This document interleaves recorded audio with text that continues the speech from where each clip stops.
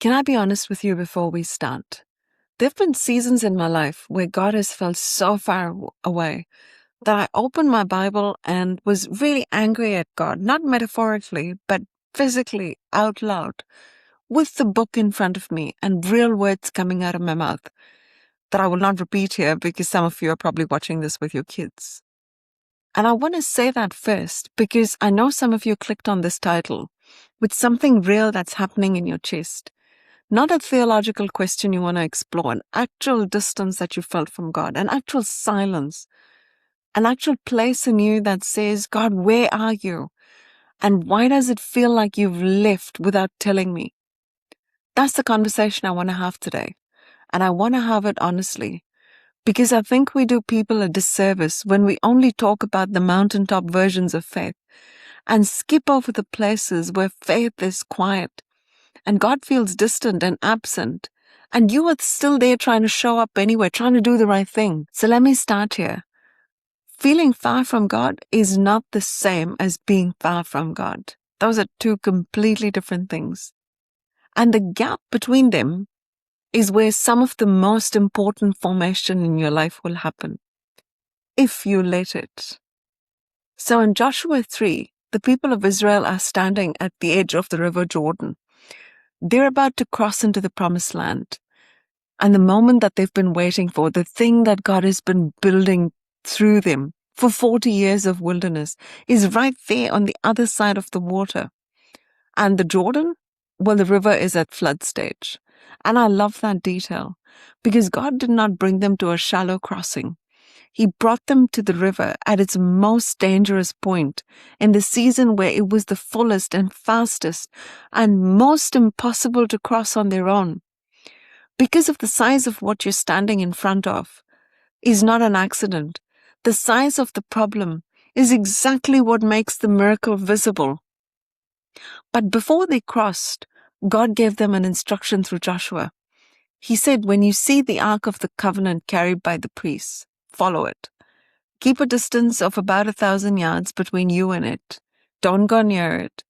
And the reason he gave for that instruction is the part that I want you to sit with. He said, then you will know which way to go since you have never been here before. Let me say that again. Then you will know which way to go since you have never been here before. You have never been here before. That is the most honest thing God could say to a people standing at the crossing. They did not know how to navigate. He didn't say, you should have figured this out by now. He didn't say a person of stronger faith would already know what to do. He said, you have never been here before. So follow what carries my presence, and I will show you the way through. So maybe you're in a place right now where you've never been in, a grief that you've never carried before, a sorrow that you've never felt, a relationship that has broken in a way you didn't see coming, a season of silence after years of what felt like maybe clear direction, a version of your life that does not look the way you thought.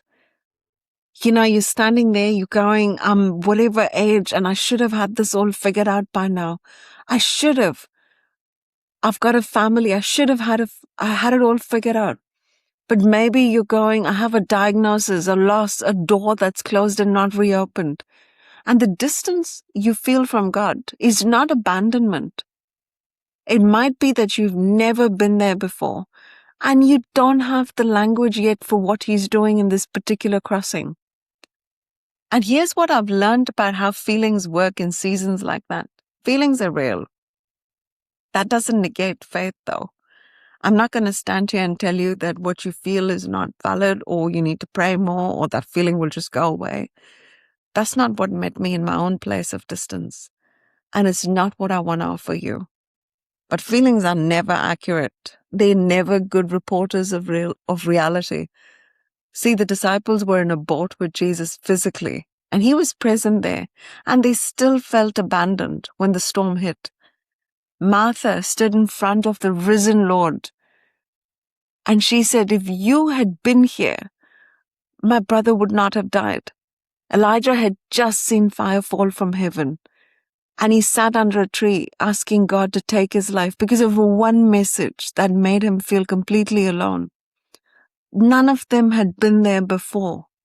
Feeling far from God in the middle of a hard season is one of the most human things a person of faith can experience. Doesn't mean that you failed. Doesn't mean God's left. It often means that you are in the middle of a crossing you've never made before, and your feelings have not yet caught up to the reality of his presence.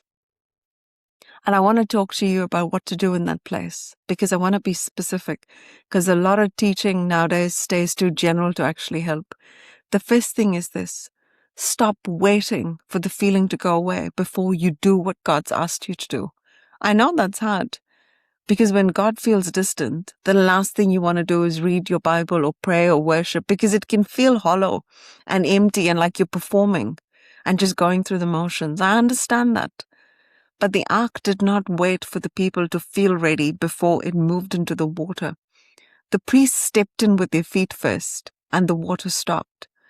So the order is the obedience came before the miracle, not after it. Hear me carefully. The obedience came before the miracle, not after. So take that one small step towards God, even when it feels like it lands in silence. Just one honest prayer, one moment of sitting and telling God, I don't feel you right now, but I'm still here. And the second thing is, get honest with God about exactly where you are.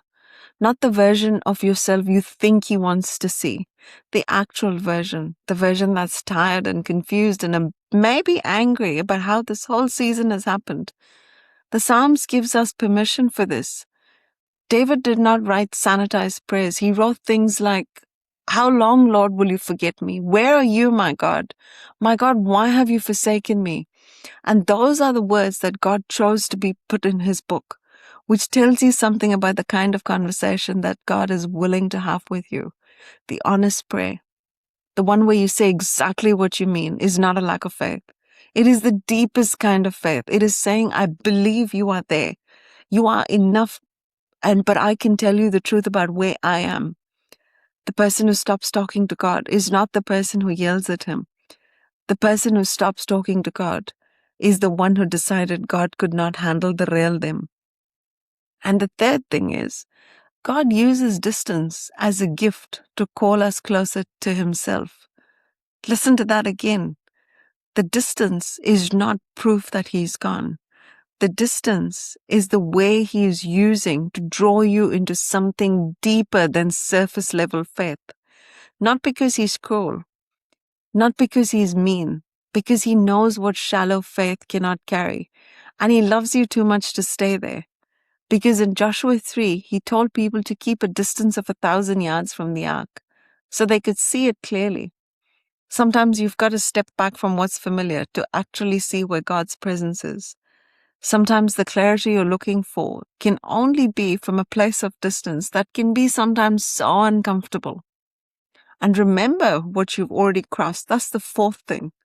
The people in Joshua 3 were told to take stones from the middle of the Jordan and carry them as normal to the other side as a memorial, but as a reminder, so that when future generations asked what those stones meant, they could say, we were here. This looked impossible, but God made a way through it. So you've crossed things before that looked impossible at the time. Those are the stones to your story. Pick one up and hold it, not to live in the past, but to remind yourself that the God who was faithful in that crossing is still the same God as this one. And finally, consecration is your job. Tomorrow is God's job. You cannot force the feeling to come back. You cannot manufacture the presence or make the season move faster or understand what God is building from the inside in the middle of it. But you can consecrate the day in front of you. You can be present today because he's already in whatever tomorrow holds. So trust him in today. God's not distant from you. God's with you in it, not just to get you through it, but in it, right in the middle of the crossing that you've never made before, with a presence that does not require your feelings. The Jordan stopped when the priests put their feet in it. So put your feet in it. comment in it if you're in the middle of a crossing that you've never made before, but you're still choosing to trust today.